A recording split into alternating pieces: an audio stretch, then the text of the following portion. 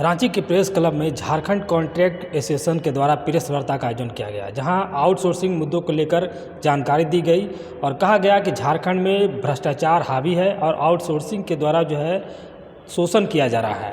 इस मुद्दे पर जो कॉन्ट्रैक्ट के एसोसिएशन के जो अध्यक्ष हैं प्रमोद कुमार, उन्होंने क्या कुछ कहा और भ्रष्टाचार और आउटसोर्सिंग के बारे में क्या कुछ जानकारी दी, देखिए आप। हो रहा है और इसमें 25,000 या इससे भी कहीं ज़्यादा मैन पावर आज के डेट में काम कर रहे हैं।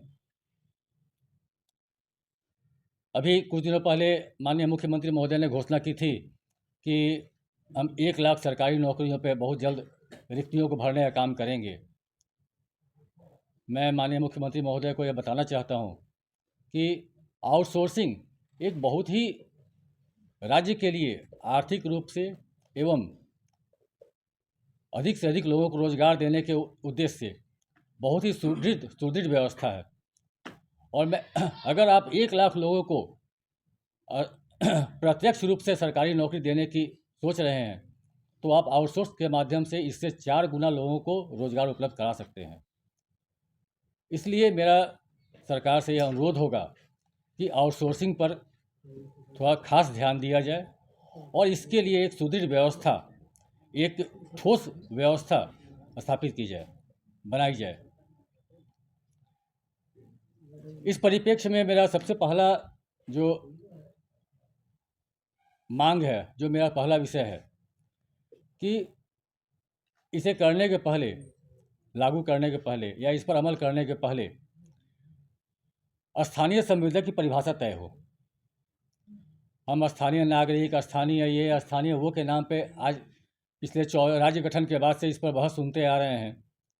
बीच बीच में सरकार द्वारा कुछ कुछ निर्णय लिए भी जाते हैं और वो निर्णय विवादों में घिरा ही रहता है। आज भी यह निर्णय, स्थानीयता का जो निर्णय है, वो विवादों में ही घिरा हुआ है। इसलिए मेरा सरकार को स्थानीय संविदा के रूप में एक सुझाव है कि वैसे लोग जो राज्य में राज्य गठन के पूर्व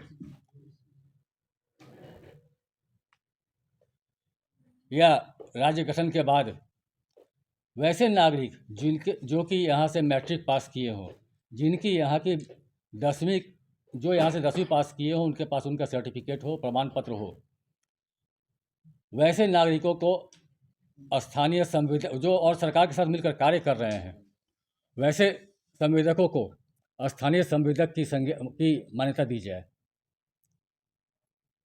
निविदा में इस शर्त को जोड़ा जाए कि निविदादाता के पास राज्य के किसी भी क्षेत्र के विद्यालय का मैट्रिक का प्रमाण पत्र होना चाहिए।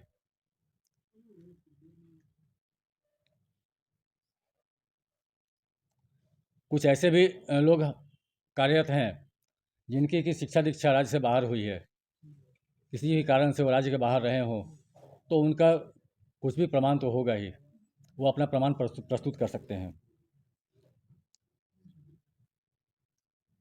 दूसरी जो हमारी मांग है,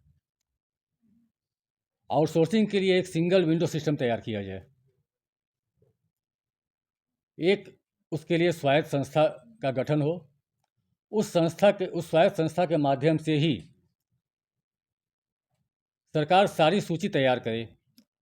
उसी के संस्था के माध्यम से विभागों द्वारा मैन पावर की आवश्यकता भी ली जाए। एजेंसियों को सूचीबद्ध करने का काम भी उसी संस्था के माध्यम से हो एवं उसी संस्था के द्वारा विभागों को मैन पावर भी आवंटित किया जाए। इससे इस क्षेत्र में एक पारदर्शिता आएगी और आज जो बीच बीच में आप लोगों को भी जानकारी मिलती होगी कि किसी एजेंसी को किसी विभाग में ये काम मिला, उसके बदले में जिन लोगों को रोजगार दिया जा रहा है, उसके बदले में उनसे मोटी रकम वसूली जाती है।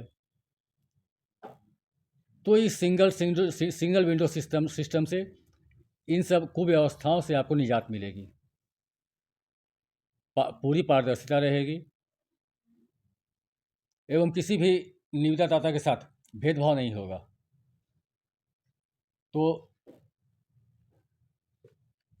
इसलिए मेरी मांग है कि इस पर सरकार अगर अभी से अमल करना शुरू करे तो मुझे लगता है कि यह सिंगल विंडो सिस्टम अगले वित्तीय वर्ष से चालू हो सकता है और सरकार के लिए एक बहुत बड़ी उपलब्धि होगी, क्योंकि सरकार की जो प्राथमिकता अपने नागरिकों को रोज़गार देने की है, इस आउटसोर्सिंग के माध्यम से सरकार अधिक से अधिक लोगों को रोज़गार उपलब्ध करा सकती है।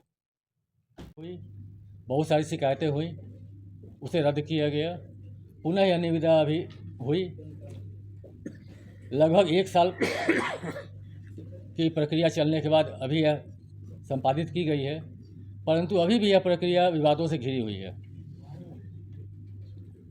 और जो निर्णय इसमें किया गया, इसमें कुल 5 एजेंसियों को कार्य आवंटित किया गया।